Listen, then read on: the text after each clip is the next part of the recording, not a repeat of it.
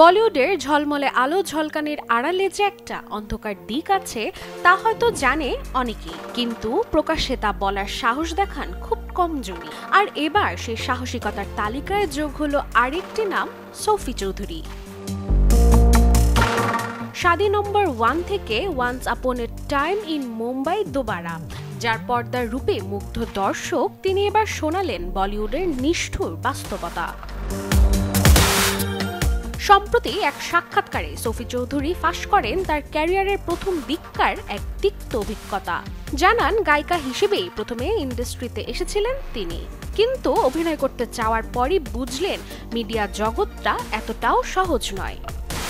প্রাণ সসের মাখামাখি টেস্ট নুডলসকে করে তোলে আরো ইয়ামি, আরো জোস।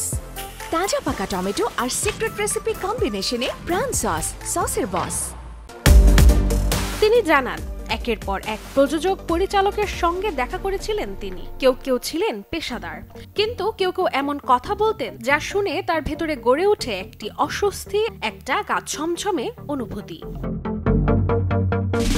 এসব আপত্তিকর ইঙ্গিত, অযাচিত প্রস্তাব আর কথার পেছনের নোংরা অর্থ ধীরে ধীরে প্রকাশ পেতে শুরু করে। সোফির স্পষ্ট স্বীকারোক্তি, এই কারণেই আমি অনেক বড় বড় সুযোগ ছেড়ে দিয়েছি। তিনি আরো জানান, যেহেতু তিনি বিদেশ ফেরত ছিলেন তাই অনেকেই তাকে সহজলভ্য ভাবত। কেউ বলতো, আর একজন হলে কি এমন হবে, তোমায় একটু বেশি করে চিনতে চাই। আর কেউ বলতো, আমার বিয়ে ভাঙছে, তোমার সঙ্গে একটু সময় কাটাতে চাই। কথা হতো সিনেমার, কিন্তু উদ্দেশ্য থাকতো অন্যরকম। বলিউডে এখনো রয়ে গেছে সেই পুরনো শব্দের ফাঁদ।